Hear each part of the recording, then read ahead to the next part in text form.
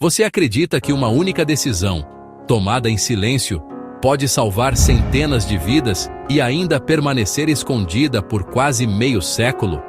Hoje, eu vou te contar a história real de um homem comum que, sem esperar nada em troca, mudou o destino de 669 crianças. E ficou calado sobre isso por 50 anos. No fim deste vídeo, talvez você se pergunte: o que eu faria se fosse comigo?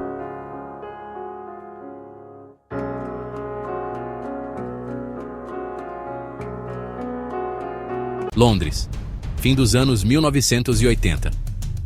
Um auditório cheio, câmeras ligadas, plateia curiosa. Na primeira fila, um senhor de óculos, cabelo branco, postura simples. Ele se chama Nicholas Winton. Ninguém ali imagina o que vai acontecer. A apresentadora lê algumas linhas de um caderno velho, amarelado pelo tempo. Fala de trens, fronteiras, de crianças que viajaram sozinhas. O senhor ajusta os óculos, sorri, tímido. E então a apresentadora pergunta: se existe alguém nesta sala que teve a vida salva por esse homem, poderia, por favor, se levantar? O que acontece em seguida é um momento que rasga o coração e reconstrói a fé. Dezenas de pessoas levantam. Depois outras e outras. Filhos e netos de um segredo guardado por meio século. E ali, diante do mundo, o silêncio de uma vida inteira é quebrado por aplausos, lágrimas e gratidão. Voltemos no tempo. 1938. A Europa está em ebulição.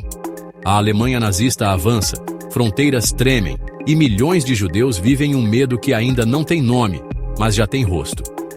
Nicholas, um jovem britânico de 29 anos, trabalha com finanças. É o típico cara comum, sem uniforme, sem cargo político, sem holofotes. No fim daquele ano, ele decide tirar férias na Suíça, mas um telefonema muda a rota. Venha à Tchecoslováquia. Crianças estão presas. Ninguém sabe o que fazer. Ele vai. Chega a Praga em pleno inverno. O frio corta como faca. Em estações de trem, mães seguram bebês. Pais carregam malas pequenas, como quem tenta empacotar uma vida. Nicholas observa, escuta nomes, anota idades. Não tem um plano perfeito, tem pressa. Sabe que, se não for agora, pode ser nunca. O que um homem pode fazer contra um regime que devora continentes? Nicholas descobre caminhos burocráticos, vistos, cartas de garantia, assinaturas impossíveis. Escreve para embaixadas, implora em repartições públicas, mobiliza famílias britânicas dispostas a acolher crianças que nunca viram. Ele aprende a decifrar a linguagem das barreiras. Cada carimbo, um tempo de vida. Cada autorização, um coração que continua batendo.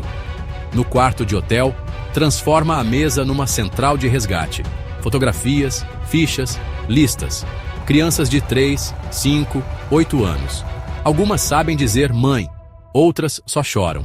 Nicholas lhes dá números, datas, destinos, não para substituí-las, mas para não perdê-las, e convence países, pessoas, desconhecidos. O relógio corre, a sombra da guerra avança. Começam as partidas. O som metálico dos trens se mistura ao choro contido das despedidas. Mães ajoelhadas nos trilhos seguram as mãos dos filhos pela última vez. Prometa que você vai escrever. Prometa que vai ser forte. Prometa que volta. Mas promessa feita em tempo de guerra é como papel ao vento. Pode voar, pode molhar, pode sumir. Mesmo assim, elas confiam. Porque confiar é o último abrigo quando tudo está desabando. Nicholas acompanha na distância cada trem que deixa Praga. 1, 2, 3, 8 comboios. Em Londres, famílias britânicas esperam nas plataformas. Crianças descem, com pequenas malas e etiquetas penduradas no pescoço. Nome, idade, um destino. Algumas chegam com bonecas de pano, outras só com o silêncio. Ele organiza abrigos, faz visitas, escreve cartas às famílias de origem quando é possível. A cada confirmação de chegada, ele risca um nome do caderno. Não é um risco de fim.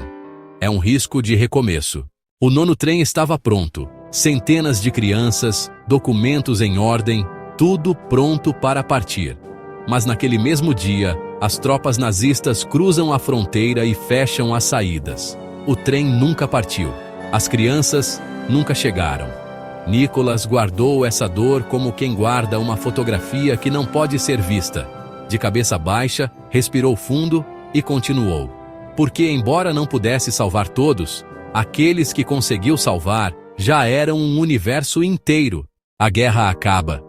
O mundo tenta, aos tropeços, voltar a viver. Nicholas volta ao trabalho, casa-se, tem filhos, não fala do que fez. Não busca medalhas, nem manchetes. O caderno com listas, fotos e assinaturas fica esquecido no sótão, dentro de uma pasta velha. E o tempo segue, como o rio que aprendeu a contornar a pedra. Décadas depois, sua esposa mexe nas coisas antigas e encontra o caderno. Ao folheá-lo, percebe que não é um simples relicário, é um mapa de vidas. Nomes de crianças que, se estivessem vivas, agora seriam adultos. Mães, pais, avós. Ela leva o material a jornalistas. A pergunta explode: quem é esse homem? O que ele fez? E assim chegamos de volta ao auditório. A apresentadora conta a história. Nicholas, já idoso, escuta em silêncio. Sabe talvez que algumas crianças sobreviveram, mas não sabe quem. Até que a pergunta: quem está vivo por causa dele? Uma mulher se levanta. Depois, outra. Mais uma. E outra. Até que a sala inteira, ou quase, está de pé. Pessoas que carregam nomes que ele escreveu às pressas numa mesa de hotel.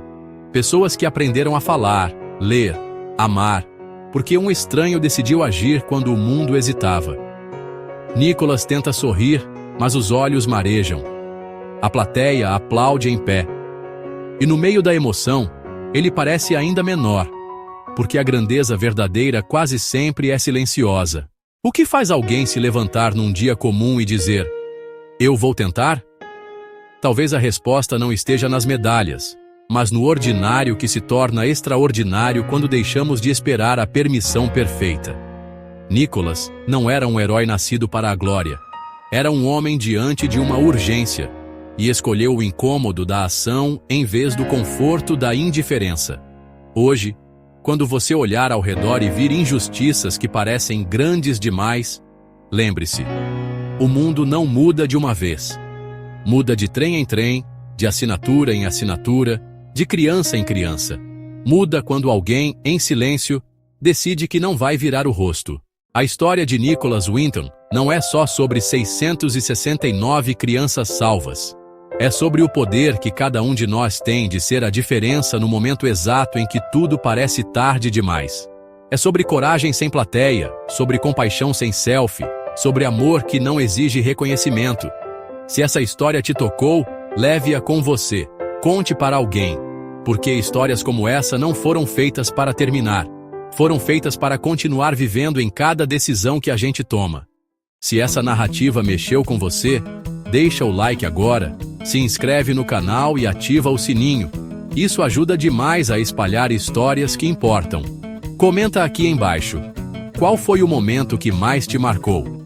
E olha, tem mais um vídeo emocionante aparecendo na tela agora mesmo. Clica nele e continua com a gente. Obrigado por ficar até o final. Até já!